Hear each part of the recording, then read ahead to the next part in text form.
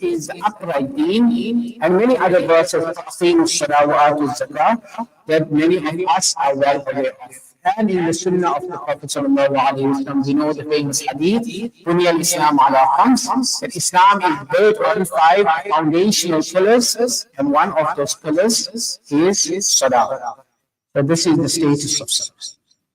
Okay. As the history of Salah is concerned, then the 5 days Salah were first made obligatory on the night of Mi'raj. This was approximately 1.5 years before the Hijrah. There's some different opinion as to when the night of Mi'raj took place, but the general view is that it was approximately 1.5 years before the Hijrah of the Prophet ﷺ was when the Mi'raj took place. And this was the time when the 5 days Salah were made obligatory. And many of us are well acquainted with the hadith in that regard, that it was first 50 Salah, and then it was reduced to 5. And Allah subhanahu wa ta'ala says that my word is not changed, it is 5 and it is 50. It is 5 in performance, but it is 50 in reward. But before this time, there was also Salah. Sahaba performed Salah before this as well. And we find that the ulama make mention of several views as to what was the Salah that the Sahaba radiallahu anhu performed before the obligation of the 5 days Salah. In some reports, it is made mention that it was twice a day. One was in the morning before sunrise, and one was before sunset. These were the 2 times of Salah. قبل فسبح بحمد ربك قبل طلوع الشمس وقبل غروبها. Then praise the Lord before the sunrise and before the setting of the sun. So some of the scholars mentioned that it was 2 Salah a day, one before sunrise and one before sunset. And other reports make mention that the first Salah, the initial Salah that was made compulsory was the Tahajjud Salah. And we find details of this in Surah Al-Muzammil. Allah subhanahu wa ta'ala speaks about the obligation of the night Salah. And that the initial obligation for the night Salah was to perform Salah for the duration of the night. And then Allah subhanahu wa ta'ala made it easier on the Sahaba, relaxed that in the Sahaba, and whether you can perform for half the night, 1/3 of the night, 2/3 of the night, read from the Quran that much which is easy for you to do so. So this was, these were the stages that the Salah went through, that there was always Salah in the Ummah, as there was always Salah in the Ummahs of the past, but there were stages in the Salah.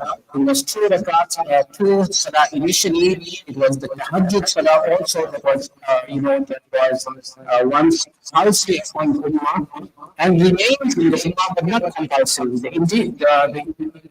The interesting thing about the Tahajjud Salah was, the compulsion of the Salah remained upon the Prophet ﷺ. So the Prophet ﷺ had an additional Salah that he performed over above the Ummah Salah, was that he always performed the Tahajjud Salah. But for the Ummah, as an ease for the Ummah, that compulsory nature was removed and it was left as an optional Salah, but the most recommended of all the optional Salah. Okay, benefits of Salah. What did we get when we perform our Salah? First, let us look at the religious benefits of Salah. The first is that Salah is the part of success.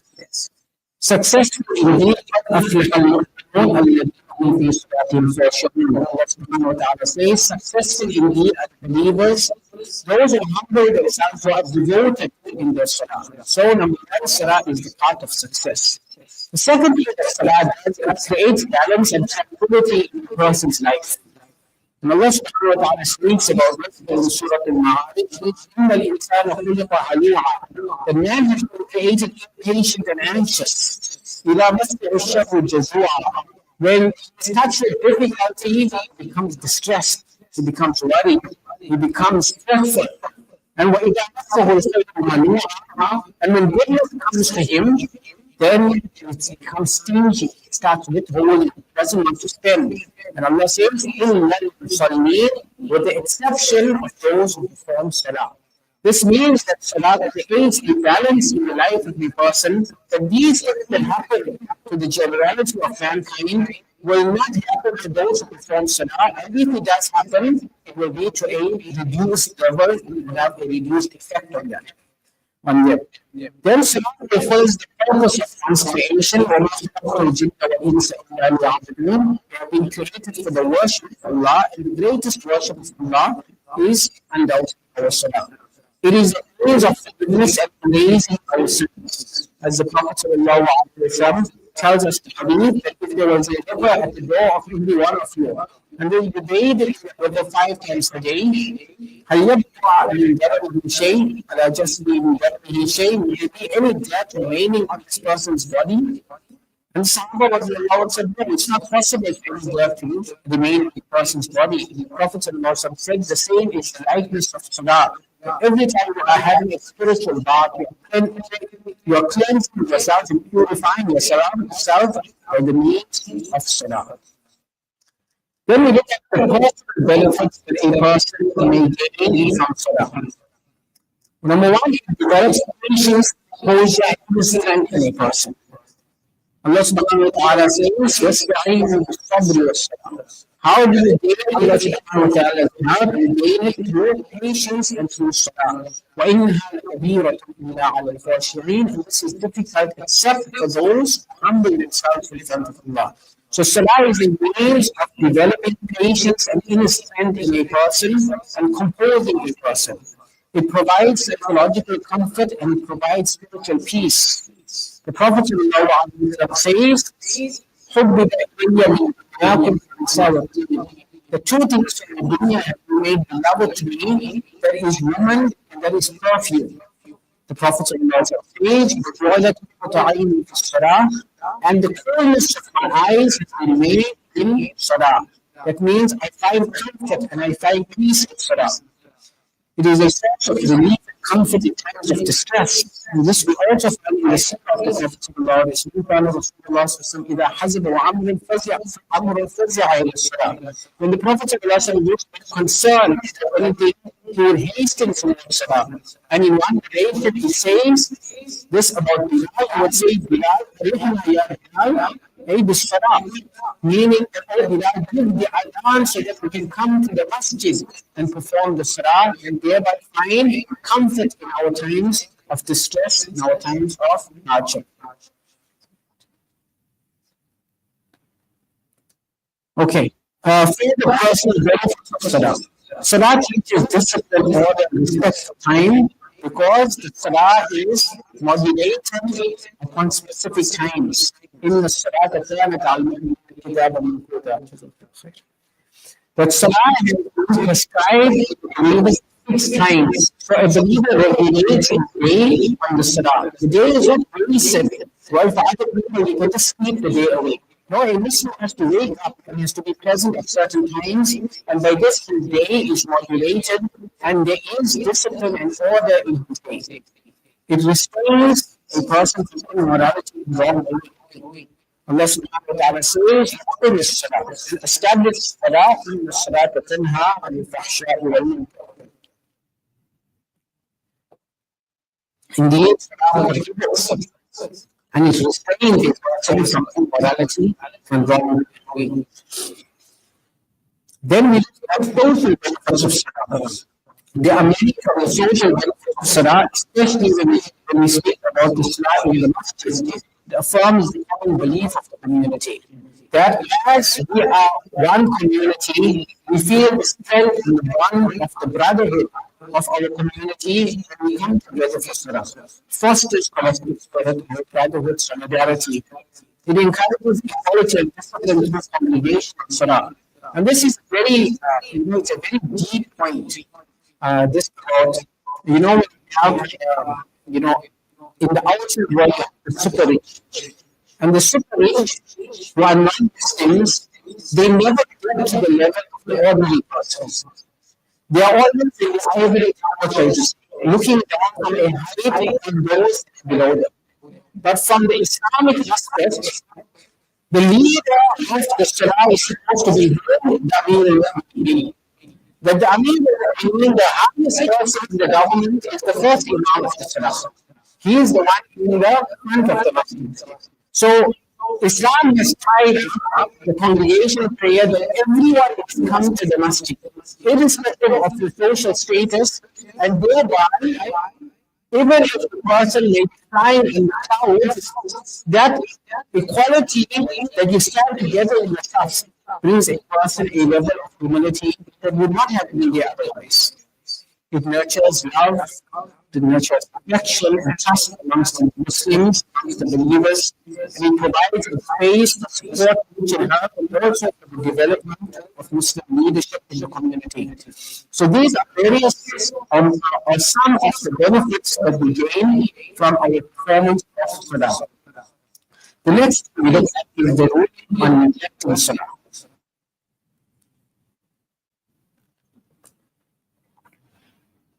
The first established principle or rule about the difference is that to deny the obligation of Salah. If anyone says that Salah is not compulsory or 5 times Salah is not compulsory, that person can no longer be in the fold of Islam. That is the first established rule. There is no different opinion in that regard. The second thing that is established is that neglecting Salah is one of the most evil sins. This is from, those things, as you explained, that there is a difference of opinion in regards to the severity of the sin and the applicable punishment. What level or where does the sin fit a person? Does the sin, necessitate that the person comes out of the fold of Islam? Is the sin placed in the house of Islam or in the field of Islam for that person? And if a person neglects Salah, what is the applicable punishment for the person in an Islamic country? So in the Halaqa, which is the latest Halaqa in this regard, the punishment for a person is incarceration. The person will be placed in jail, and corporal punishment, where the physical punishment will be meted out to the person until the person repents. Even if the person has to spend his life in jail, if he does not repent, he will stay his entire life in jail, he will not be released. This is the life of use amongst the madhabs.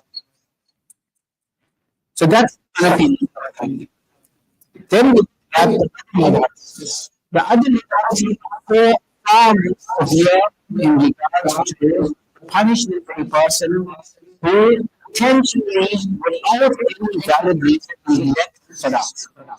They say the person will be given a grace period of 3 days to perform, or else capital punishment will be meted out. That means the person will be executed if they do not perform Salah. There is a difference among scholars in regards to why the person will be killed. According to Malik and Shafi'i, the person is killed because he has become a kafir. Rather than be killed, that is the fitting punishment that a person who rejects Salah deserves. That's what we say. We do not say that the person has left the fold of Islam, but that is a total punishment for that person. So they say if a person is executed because he failed from Salah and then failed to reform after that, the person after his demise will be given ghusl and Salatul Janazah will be performed on him and he will be buried amongst the Muslims. And they say the evidence of that is that Allah subhanahu wa ta'ala forgives, will not forgive shirk, but will forgive any other sin that he shares. And as well as these, the Prophet says, خمس صلوات كتبهن الله على العباد. Allah subhanahu wa ta'ala has made compulsory 5 salah upon his servants. Whoever brings a salah and performs them in the proper way, then it will be an obligation upon God that Allah will enter him to Jannah. And whoever does not do so, then he has no obligation, or he has secured no promise from Allah. If Allah wishes, Allah will punish him if Allah wishes, Allah can forgive him. So this command in the Shafi'i they say certainly severe moral possible punishment, but the person still remains as a Muslim, as a believer. But Imam Ahmad in Hanbali, he says that the person will be executed and will be executed because he has left the fold of Islam. That's how severe it is in the Hanbali madhab, that this person, failing and neglects to perform, and we say even one salah with no valid intention, this is a cause for the person to be expelled from the fold of Islam, and the person no longer remains a believer. And therefore, according to the Hanbali madhab, if this person is then executed because of abandoning salah, he is not whistled will not be done on him, and janazah salah will not be performed on him, and he will not be buried with the Muslims. That is how severe the aspect of the neglect of salah is. Nonetheless, the general ruling that is taken amongst the ummah in today's time is taken based on the Hanafi madhab, which is the lightest view in that regard, that the person who neglects salah does not fall under kufr, but falls under serious sins.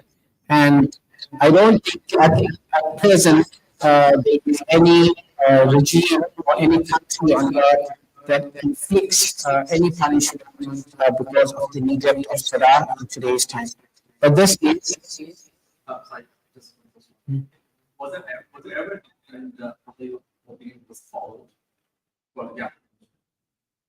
Yes, there were times, but we haven't come across I haven't come across a documented way it was actually meted out.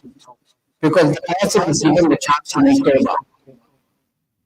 That is what happens. So this is in the law books, this is what is being written. Whether it was actually carried out at any time for any person, this I have not come across. What does neglect mean in this case, and how do you do that? How do you do it?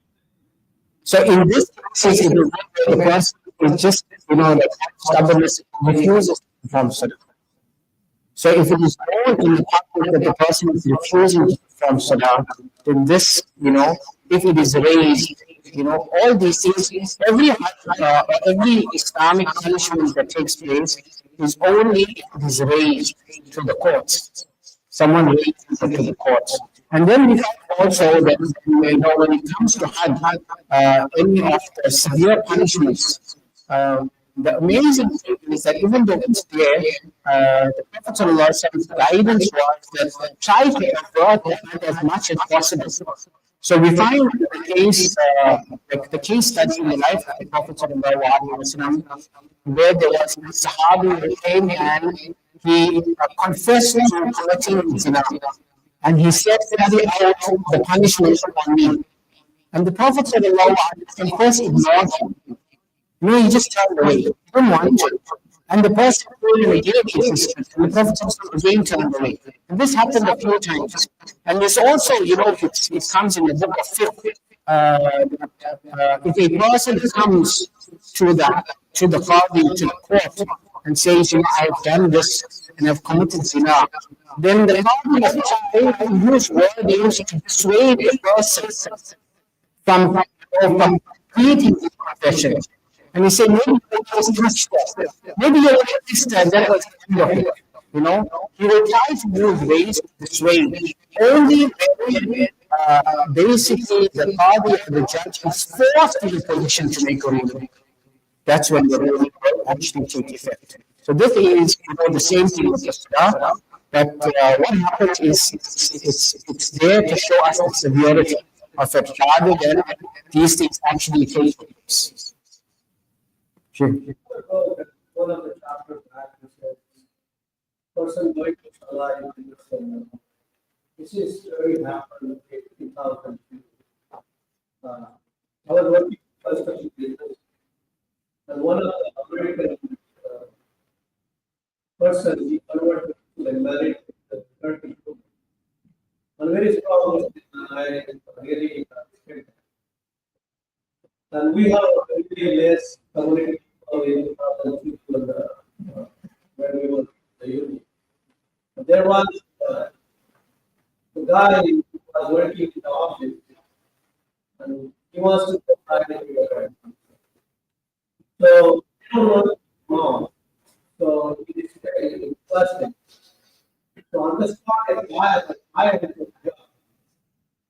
And then he learned, the process of then follow the complaint of that.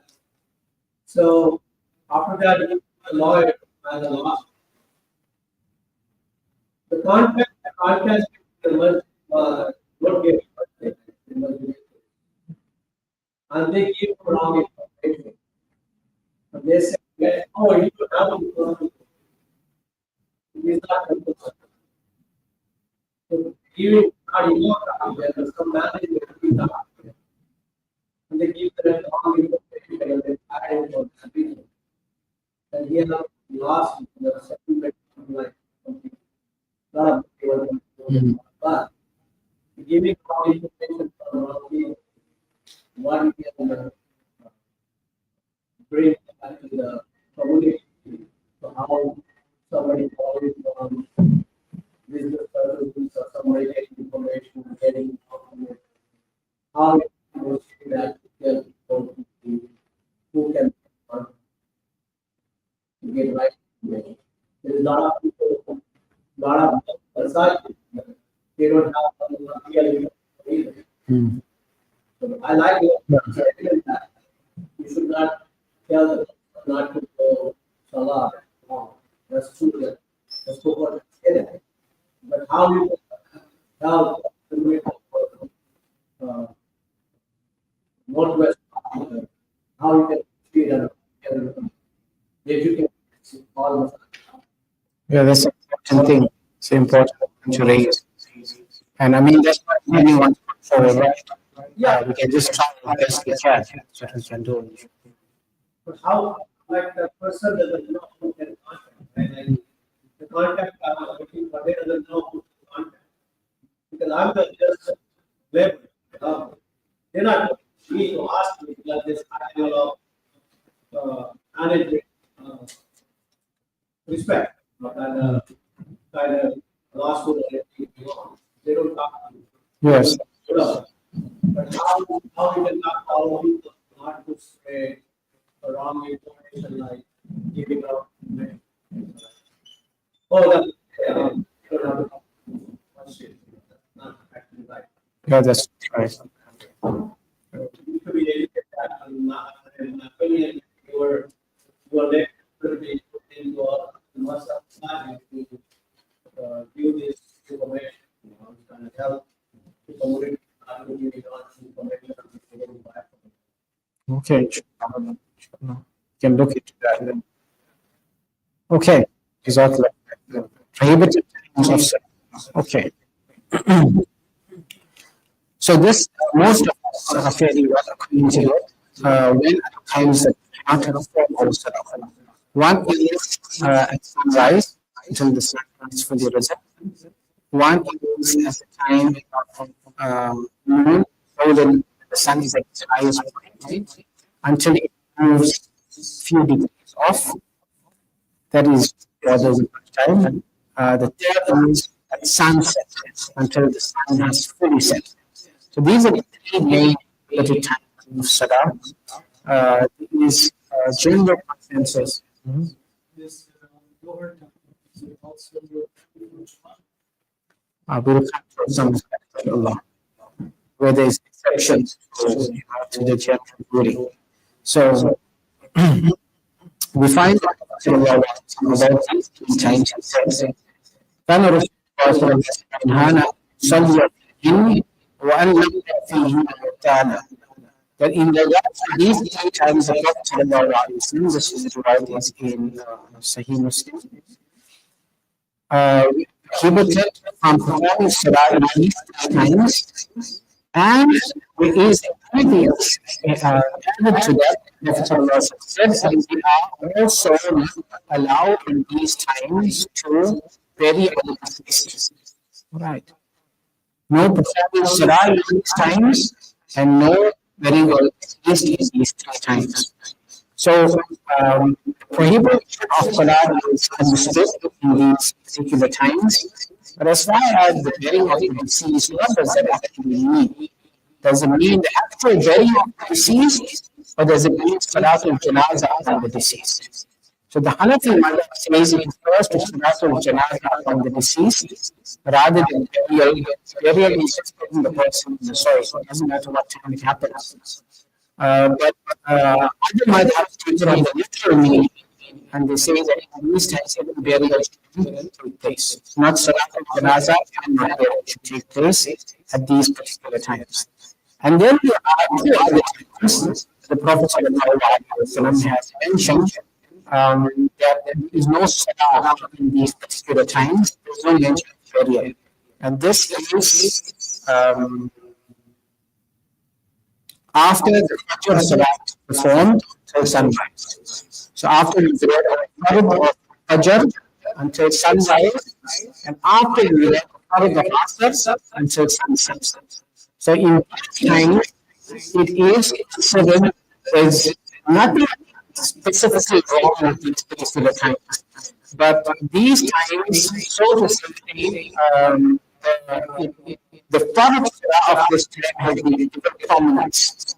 That the main surah of this time is only Fajr, and it's only the Asr, and there should be no other surah performed in these times. So this is the additional times where we do not perform nawafil more so than other surahs. If a person, for example, there are other surahs that is from, for example, from then he can perform salah at times number 4 and 5. At times 1 to 3, generally speaking, there is no salah to be performed. But at times 4 or 5, if there are other things to be performed, that come up at that particular time, the qada salah, for example, that needs to be performed, that can be performed at this particular time. Okay, so in the case, there are lots of different opinions as to what can be performed and what can't be performed at this particular time or these particular timelines. In the Hanafi madhab, it considers that in these particular timelines, without exception, we should not be performing any salah. Specifically, in these season times, that no salah should be performed at all. This is the general ruling amongst the other madhabs as well, the Maliki madhab and the Hanbali madhab. However, the Shafi'i madhab has some exceptions to this rule. One is, as you said, the day of Jumu'ah. The day of Jumu'ah is considered to be an exception to this rule at the time of noon. At the time of silver moon, according to the Shafi'i madhab, salah is not considered to be makruh at this time because there is one hadith where the Prophet mentions an exception for the day of Jumu'ah. That we are prevented from performing salah in the middle of the day, except the day of Jumu'ah, and the Shafi'i madhab takes that particular hadith. The other thing the Shafi'i madhab says is that in the Haram of Makkah, when a person is in the Haram of Makkah, because it is the holiest of sites, it does not matter which time salah will be fine, all times will be acceptable. The reason why it is prohibited in the hadith that is given in the hadith is times 1 and 3. When the sun is rising, when the sun is setting, this is attributed to the time of the worship of either the devils or the worship of the sun. So because the person worships the sun, in resemblance to those who worship the sun or who worship the devil, that is why the person is prohibited from performing salah at those times. And at the time of Salat, the Prophet says the time of Salat is the time when the doors of Jahannam are opened. So this is the time where the time that exhibits the anger of Allah. So this is not the time of performing salah. However, in the Haram, it is considered that because of the safeness involved in this particular venue, these, according to the Shafi'i madhab, these factors will not apply and it is fine at any time. And also the Shafi'i madhab has, in this case, more particular, the last two after Fajr until sunrise, after Asr, though it could be for others, I'm not exactly sure. But they have also that if any reason comes up where a person has to perform salah, for example, they have a reason for a person to perform salah with tahiyatul masjid. The person just comes into the masjid, it's time now to perform a salah, they can perform salah at any time. The example they give is also of salah in eclipse. If there's an eclipse within the solar eclipse takes place, whatever time it may be, it will be fine because that is something that has come up, which is, apart from the norm. The sabbath is a new sabbath, it is a new causality, and the Shafi'i madhab allows it at that particular time. Like your daily full prayer is a good. So, for example, when you pray exactly the sun rises in the night, so is it okay? Or do you have periods for? Okay, so ideally, as long as you get the first sunrise, it will be fine, right? Then it is according to all the methods. So just think of how that means once the sun starts rising, once you see that first version of the sun from the horizon, that's when the sunrise time. So we have so if you finish at 6:01, 59 seconds, according to everyone, it is still be valid, right? It's actually close, but still be valid. If you read and you get one rakat, before sunrise, and the second rakat, so once the first rakat was completed before sunrise, right? 6:01 will be the first rakat. And the second rakat you get after sunrise, then in the other three madhabs, apart from the Hanafi madhab, that salah will be valid. In the Hanafi madhab, that salah will be valid. You would have to repeat that salah. So the Hanafi madhab has the condition that the entirety of the salah must be fulfilled before sunrise. The other madhabs have the condition that at least one rakat must be fulfilled before sunrise for it to be accepted. So maybe this question is, I always slept when I woke up at 8. Mm-hmm. Or another office is something I always slept and just woke up to pray. So that's one forward. In a way, that's allowed. Yeah, that's allowed. And what about salah? Salat al-Duha is recommended in the mid-morning, so it doesn't fall under any of this discussion. What was the question about Salat al-Duha? I pray that after sunrise and before. Right. So 4 months of time, in a way, why didn't it before? No, this is until sunrise. This is until sunrise. Yeah, this is until sunrise. Okay. So we are doing the top, right? So after this is not that we will be the Yeah, the Shafi madhab, yes. In the Hanafi madhab, he looks at the other madhabs, you should wait until Maghrib Salah, until the Maghrib Salah, and then forth.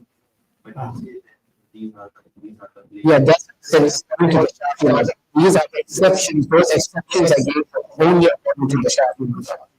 Yeah, those were only. There are other details in the other madhabs that I myself am not impressed when it's different fiqh, and it's some of it is very nuanced. But what I have here, this slideshow has ended.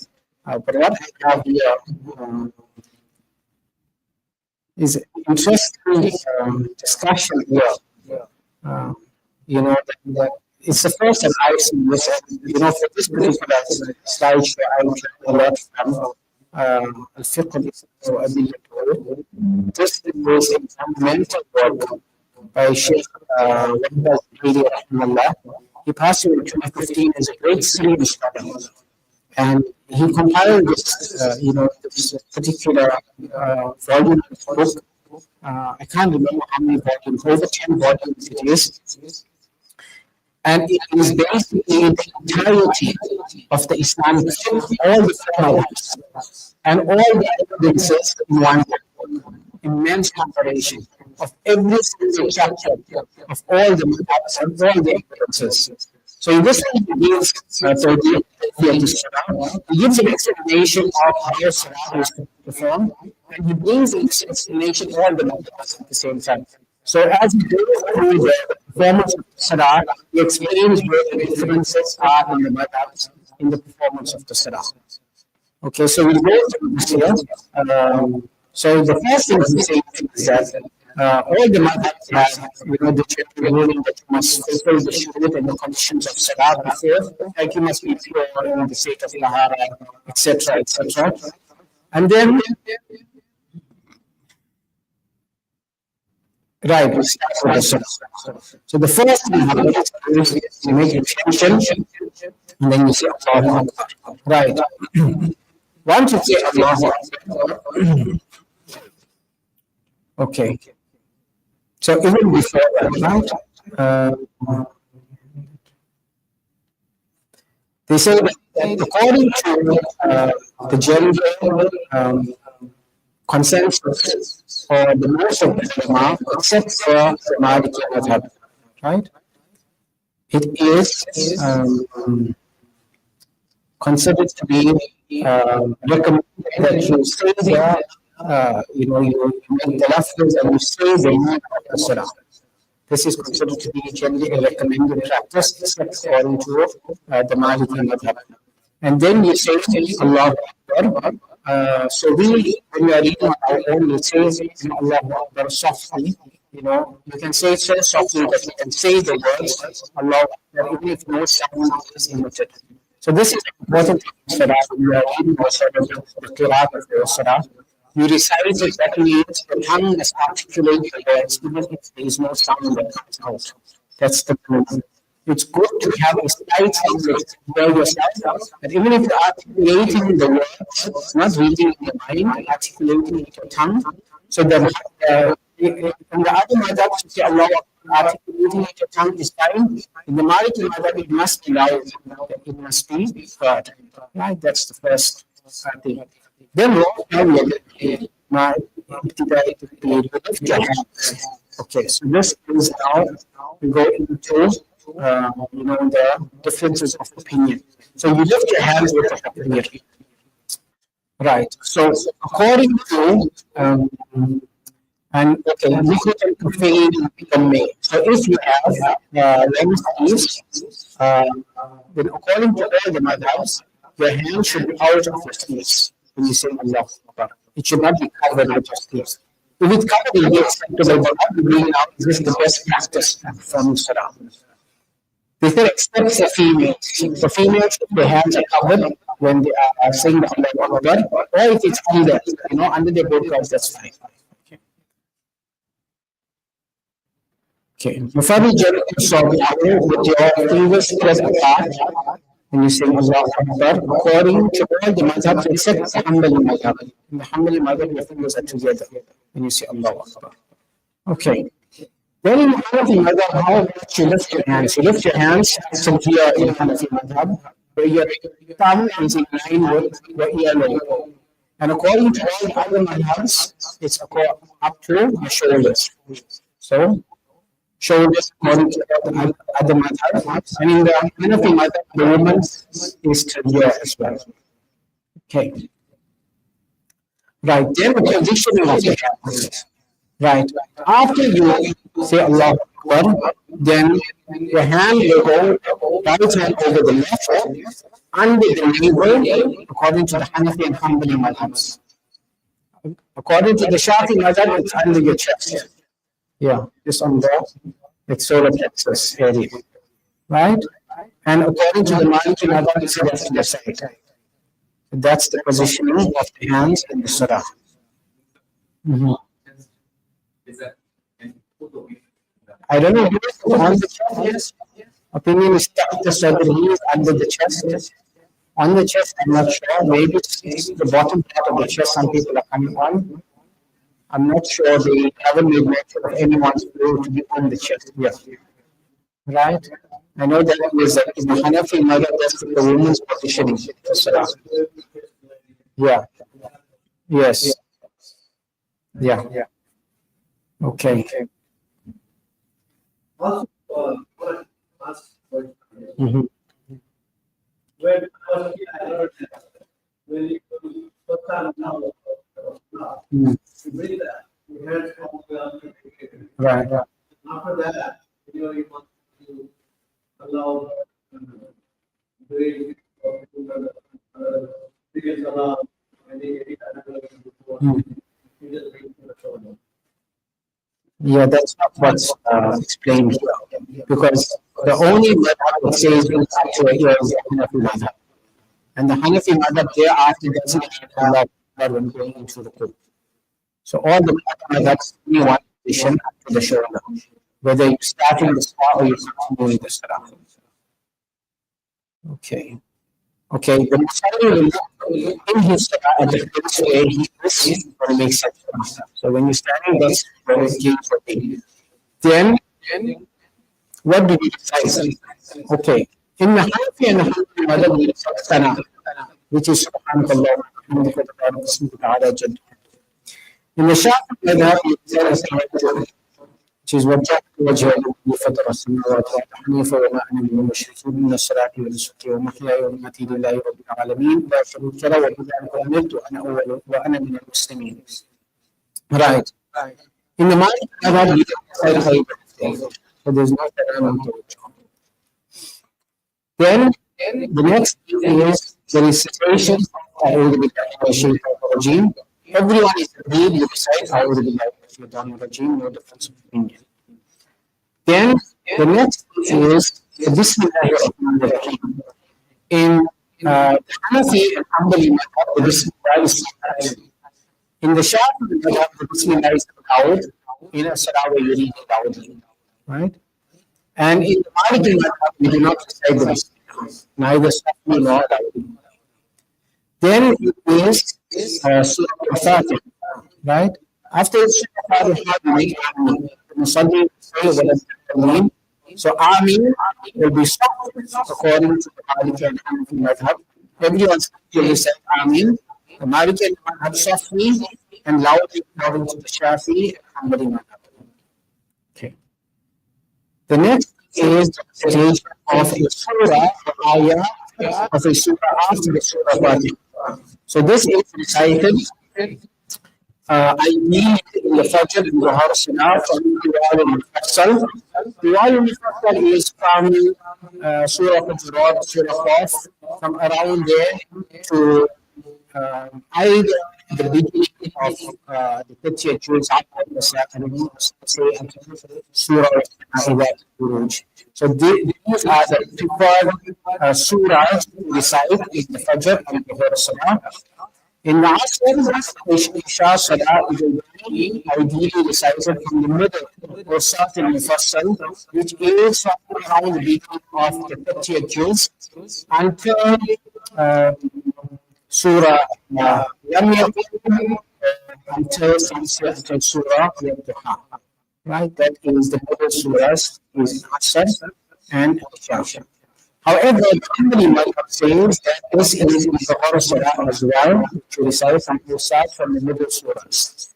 And in the Maghrib Salah, you recite from the start, from the shorter surahs, that is from the Duha to the end, or from Lam Yakun to the end.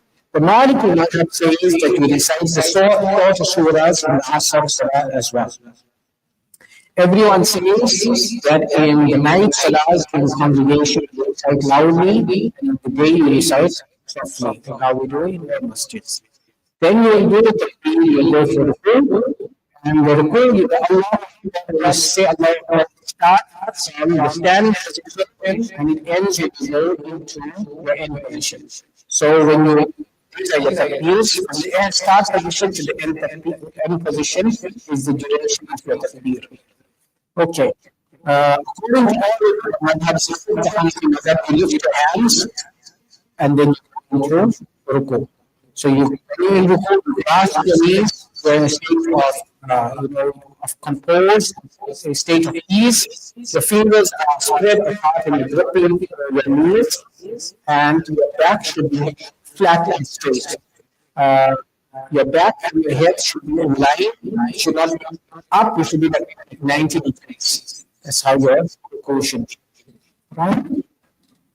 And your hands should not be except maybe combinations of your hands. Normally, your hands, your arms are separated from your sides. Subhana Rabbil Azim is what is recited according to the Hanafi madhab, and Subhana Rabbil Azim wa bihamdihi is recited in the other madhabs. Then you lift your head from the ruku, saying Allahu Hamida. According to the general scholarship, is the muqtadi, the person following the Imam, doesn't say Sami Allahu Hamida except in the Shafi madhab. The Shafi madhab, the muqtadi will say Sami Allahu Hamida.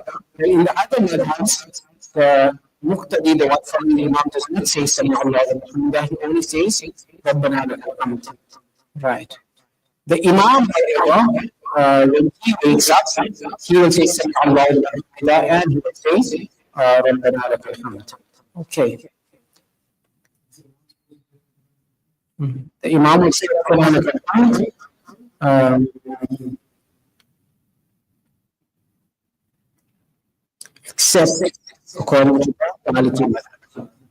In the Maliki madhab, the Imam will say Rabbana lakal hamd. The other madhabs, the Imam will say both.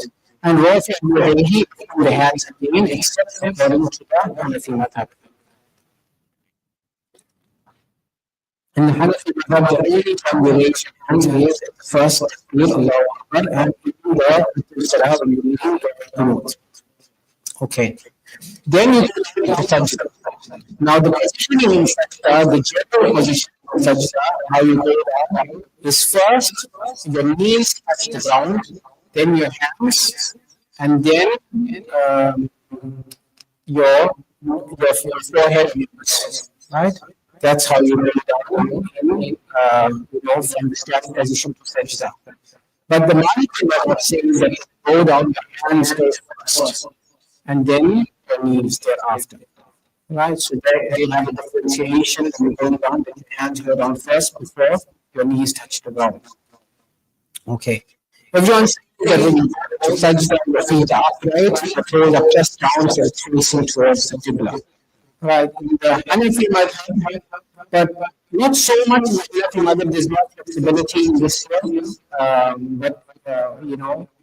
It's more that the hands, when you're making sajda, is that your head is between your hands, and the other madhabs, it's more apart to your shoulder width. But in the Hanafi madhab, it's considered generally to be fine. Okay. When you are in sajda, then your stomach should not be touching the thighs, it should be separated. And unless you're in congregation, your arms should not be touching your sides. It should be held separated, except for a woman. When a woman is in salah, she compacts herself. These things touch because this is more subtle and it is more concealed. We find often that this hadith is used particularly amongst Arab scholars, some Arab scholars that perform salah and perform salah, that they use this for females as well. And they say females must make sajda in exactly the same way that males make sajda. But here it is mentioned that a woman will not make salah, will not sajda like how men make sajda in all the madhabs, without exception. So in all the madhabs, the woman's form of sajda is a more concealed form, not the way that males make sajda. Okay. What is it? You said what is this? This is Islam Adilatu. This book is a creation of the fiqh of all the madhabs with all the evidences. So all the madhabs position is that a woman's sajda must be in a compacted way, not like a man-made sajda. Okay.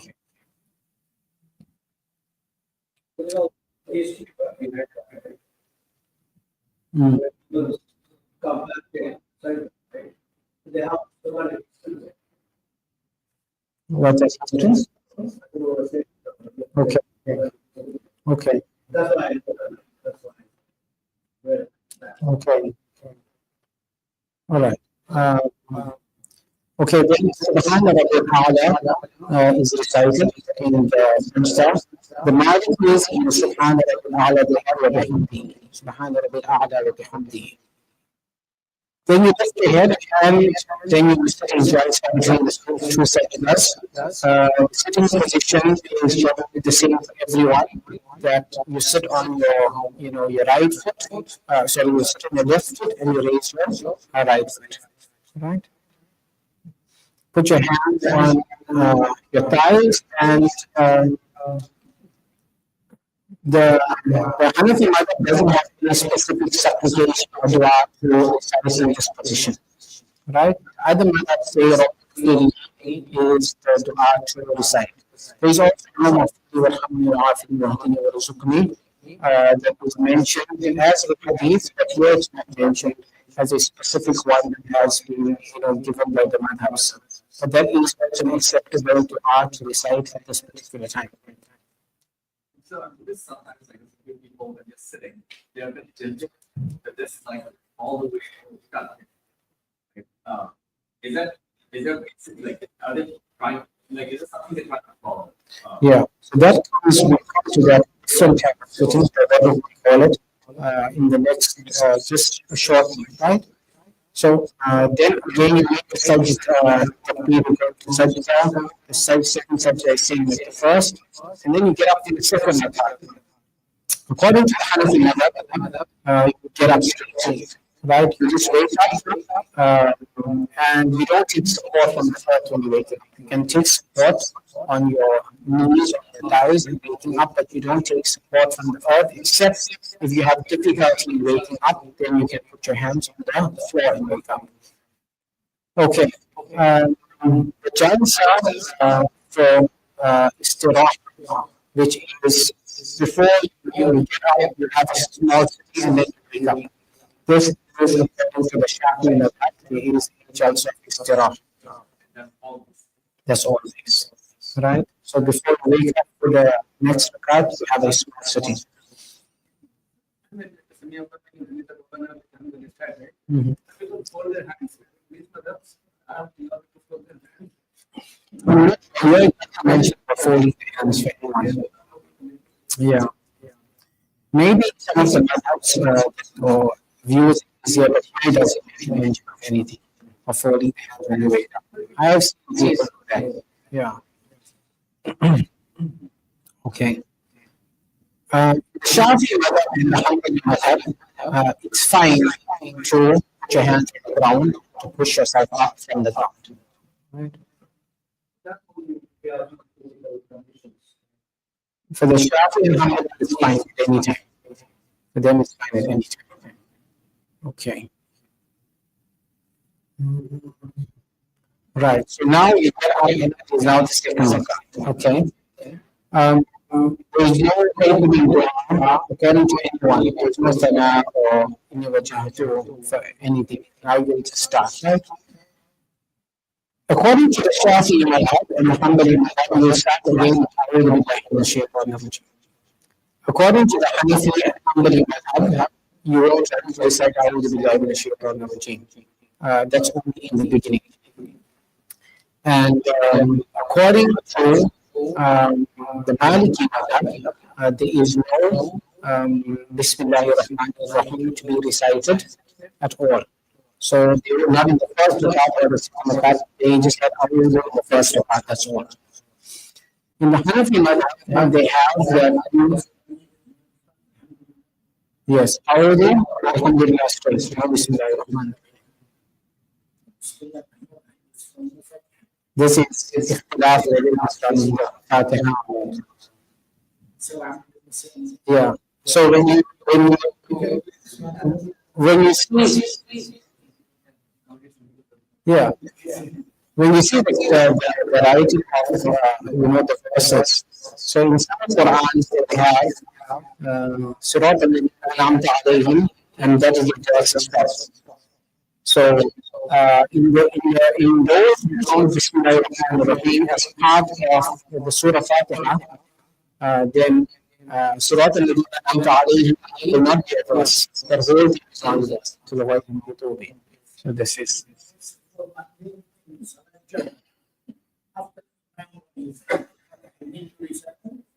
Yeah. Yeah, you need to decide. I think it's still going to come this year. You know what? It hasn't come. But there is the discussion about that has to recite. Yeah. Okay. But according to general scholarship, we recite Bismillah ar-Rahman ar-Rahim in the second rakat and other rakats after that. Then you recite Surah Fatiha, and you recite a Surah, and in a general practice, the second rakat should be shorter than the first rakat. That's the general practice. They take a long break before they decide the surah after surah Fatiha. Yeah. What is that? That break is in besides the Hanafi madhab, the other madhabs are required to recite Surah Al-Fatiha. Yeah. They recite Surah Al-Fatiha on their own. Oh, so Yeah. now and then silent and then Yeah. So Imam takes a pause to allow the congregation to recite Surah Al-Fatiha. So besides the Hanafi madhab says that the qira'ah of the Imam suffices for the followers. But the other madhabs, they say it's required the followers also recite the Surah Fatiha. So the Imam takes a small pause and then the followers recite the Surah Fatiha. Okay. Right. Okay, then Fajr, this quoting the Fajr Salah, right? According to Maliki, the prayer is before in the Fajr Salah, right? But it is necessary to do it afterwards as well. According to the Maliki, it's preferred to do the prayer before we make the ruku.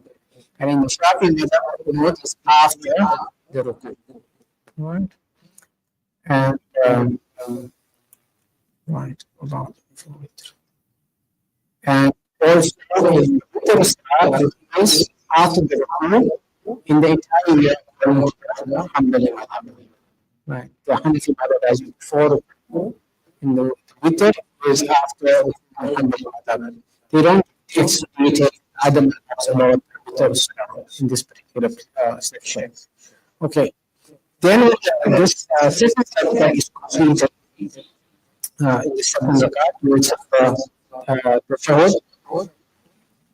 According to the general madhab, you sit in the position where one foot is flat and the other one is raised, except for the Maliki madhab. In the first sitting, you also sit in the tawarruk where you basically sit on the side and your legs are out, both legs are out towards the right hand side. Okay. So now after the placement of the hands, now we're sitting in the tashahhud position. So in the Hanafi madhab, you just place your hands straight, and you will only bend your fingers when you're reciting Ashhadu an la ilaha illallah. That is the Hanafi madhab. Okay.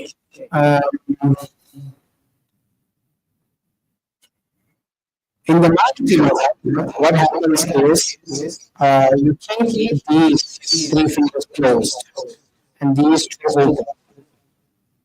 This is the Maliki madhab, yeah. To out, yeah. It's always just like this.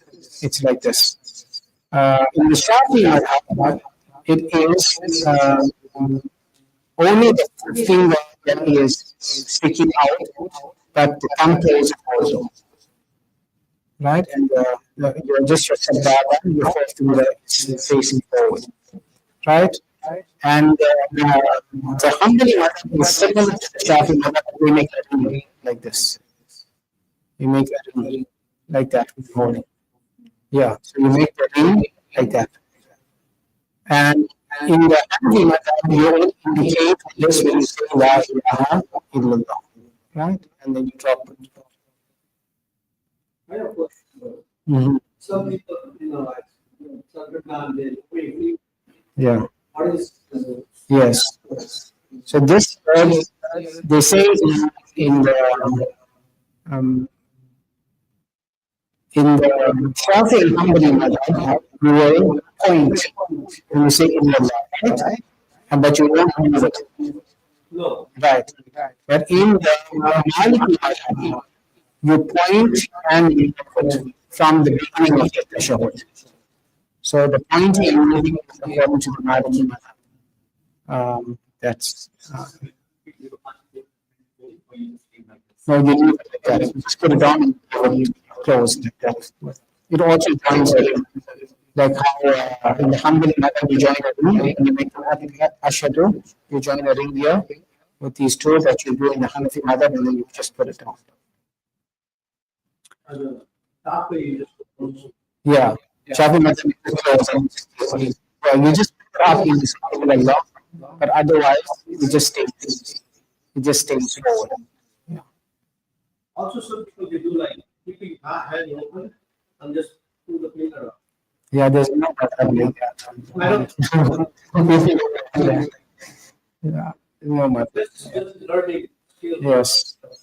I know, I grew up shopping, with very strict rules there too.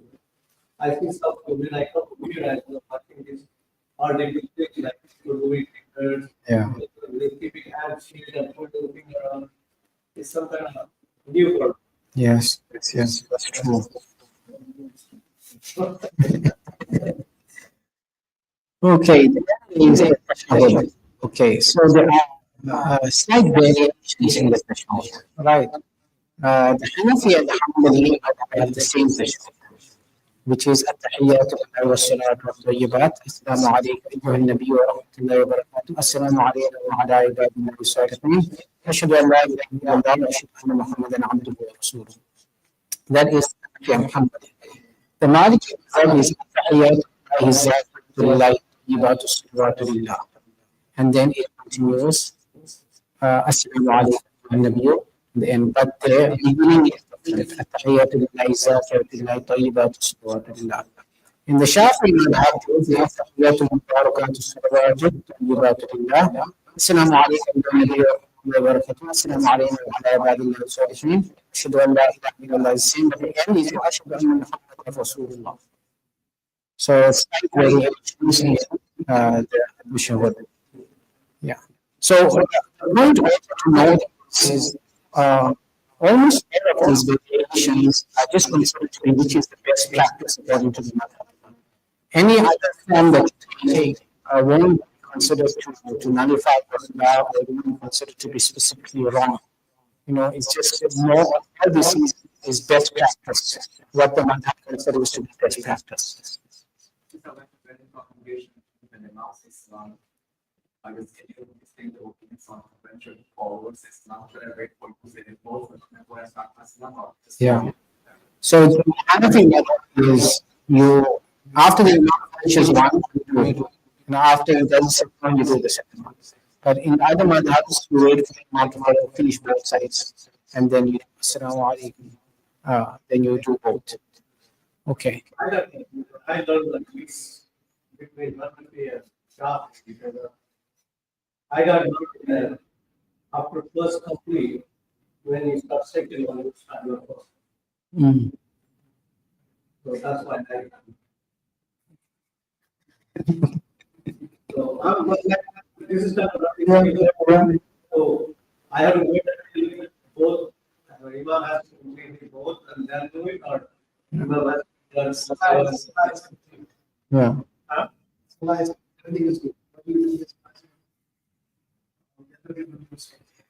Yeah.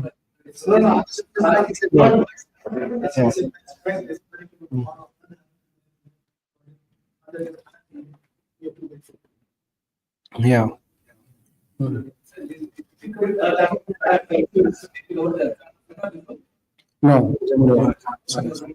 No. So I got like very strong halfway, a little bit. Yes. Yeah, that's happened to a lot of people. Okay, then the salam, and assalamu alaikum wa rahmatullah, is the general salam, but the Maliki madhab adds wa barakatuh as well. Assalamu alaikum wa rahmatullahi wa barakatuh. And they say the salam must be said very long. Assalamu alaikum wa rahmatullahi wa barakatuh. Long. It's generally short. The salam is generally short, not very long. Okay. Three rakats, you'll make and then tashahhud and salam will complete it. It's 4 rakats, you add 2 rakats and then you'll complete it. And in the second 2 rakats, you will only read the Surah Fatiha in the Fardh Salah, right? This is Fardh Salah. After the 4th rakat is only Surah Fatiha in Fardh Salah.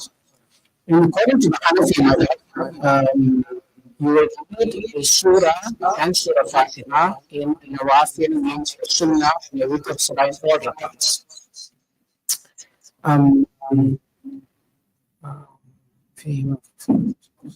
According to Shafi, if you read more than 2 rakats in Nawafil, then there is only Surah Fatiha to be recited, not Surah Fatiha and Surah. Right. I think that brings us to the end of this particular discussion of the general, sense of how the madhabs differ in the surah.